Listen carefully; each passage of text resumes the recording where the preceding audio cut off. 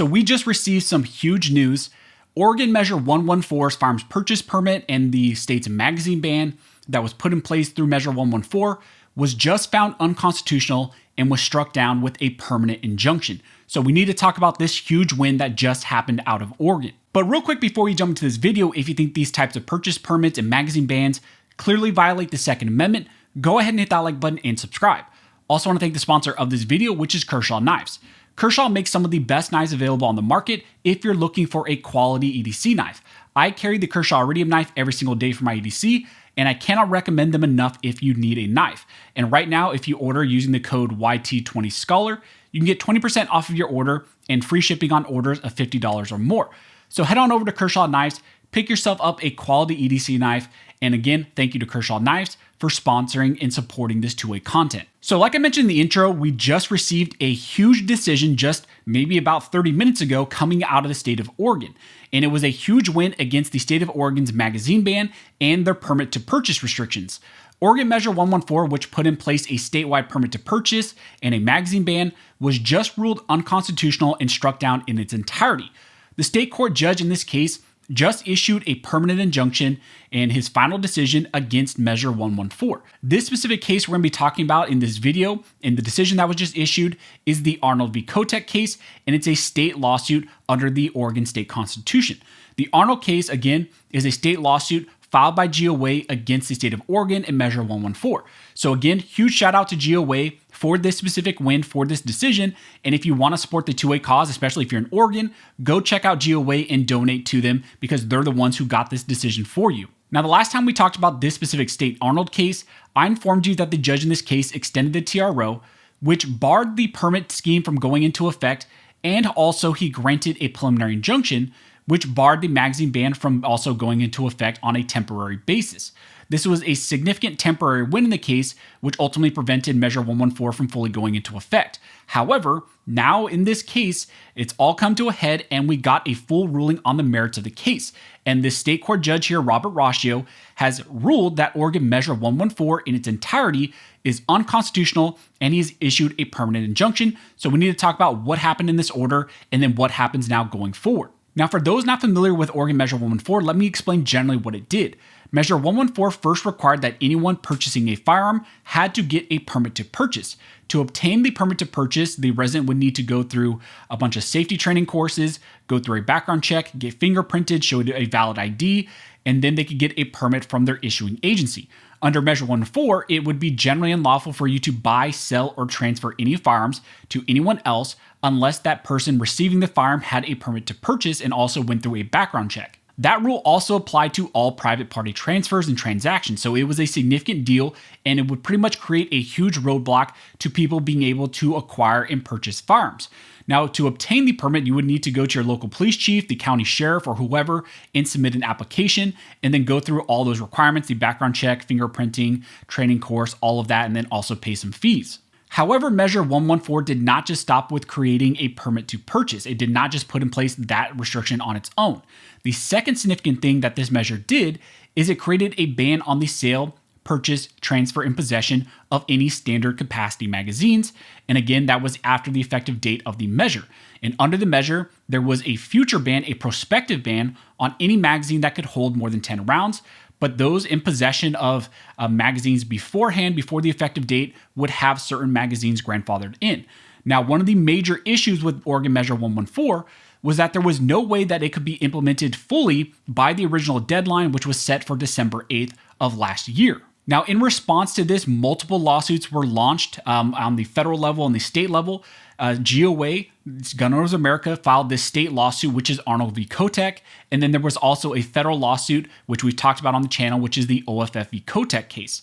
Arnold is the case we're talking about in this video, and it challenged the measure using the state of Oregon's constitution, while the federal lawsuit, the OFF case, challenged it under federal law and then also the Second Amendment at large. Now, originally, the federal court judge in the OFF case put a temporary halt on the permitting scheme, the permit to purchase, and pretty much just prevented it from going into effect for 30 days from that original deadline, which was December 8th. However, in the Arnold state lawsuit, the Harney County Circuit Court Judge Robert Roscio, granted an outright TRO, which halted the permitting scheme altogether temporarily, and then also the magazine ban as well temporarily. And that was again a temporary halt, a temporary TRO. And then subsequent to some of those TROs, he also issued a preliminary injunction, which again just simply meant that there was going to be a temporary halt on Measure 114. And that was again issued by Judge Robert Rocchio. But the big question going forward was what was going to happen? What was his final decision going to be? And we just got the decision from Judge Robert Rocchio out of the Harney County Circuit Court there in Oregon.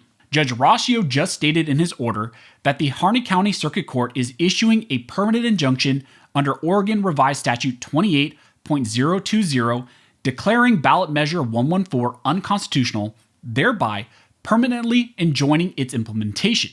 The order goes on to state that the court is preventing the undue burden of ballot measure 114 from being imposed on current and prospective gun owners who have a right to lawfully possess firearms for the purposes of defending themselves and the state against imminent threats of harm. The court, using its equitable power, declares and adjudges ballot measure 114 facially unconstitutional in all of its applications under Oregon Constitution, Article 1, Section 27. Ballot measure 114 is permanently enjoined from implementation. So again, that is a huge win. You just had a state court, a state judge in Oregon, strike down Oregon measure 114, their permit to purchase, and then also their magazine ban. The judge in this case used Bruin and also reviewed the Oregon state constitution to find that the gun purchase permit restrictions and then also the magazine ban is in fact unconstitutional. Therefore, he struck it down in its entirety. Now, the question I think for a lot of people in Oregon is what happens now going forward. Now, keep in mind there was already a TRO and a preliminary injunction which prevented the permit to purchase and the magazine ban from going into full effect. I suspect that that will completely remain the same, and now even more so will have full force and effect because of this permanent injunction and this final merits decision by the judge here, Judge Robert Rocchio.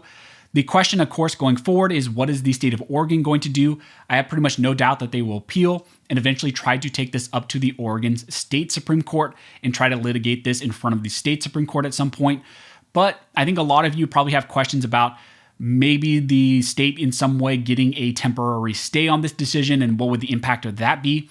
I would suspect that nothing is really going to change for you in Oregon specifically because there was already those TROs and already those preliminary injunctions, which protected your ability to purchase and acquire magazines and still purchase and acquire guns because of those TROs and preliminary injunctions. Even if there is an appeal and a request for a stay, I think the status quo is going to remain the same in the interim, meaning that the higher courts probably will not all of a sudden just drastically change the status quo, will not just say, okay, we're going to take back all of these things, we're going to let Measure 114 go into full effect, even though it never actually went into effect. Because again, keep in mind, Oregon Measure 114 was never actually allowed to go into full force and effect in its entirety. So again, huge win. I am very happy for you guys in Oregon. Coming from someone in California with our magazine ban and all the other things we have here, I'm very jealous of you guys in Oregon. Huge shout out to GOA. This is a huge win. And again, it's just setting the stage for more wins, more magazine ban wins going forward. Again, we have the Ninth Circuit right now in the Duncan v. Bonta case. The Ninth Circuit en banc panel is reviewing that case out of California. So again, things are moving in the right direction. You are seeing that not only on a state level, but a federal level, these types of laws are being struck down because of what the Supreme Court said in Bruin, and we are heading in a right direction. So again, huge win. Shout out to GOA. If we get any more information, if anything else develops, I will let you guys know. If you like this video and you would like to support the channel, one of the best ways to do that is to like, comment, and subscribe. All those things help to fuel the algorithm, and it signals to YouTube that you guys see value in these videos and in this type of two-way news. As always, I want to thank everybody who likes, comments, subscribes, who hits the notification bell, who shares these videos. You guys are directly impacting these videos, impacting this channel, and helping me to reach and educate more people than I could ever do my own. So as always, thank you all for watching. Don't forget to like and subscribe. And never forget, this nation was built by armed scholars, and this nation will be maintained by armed scholars.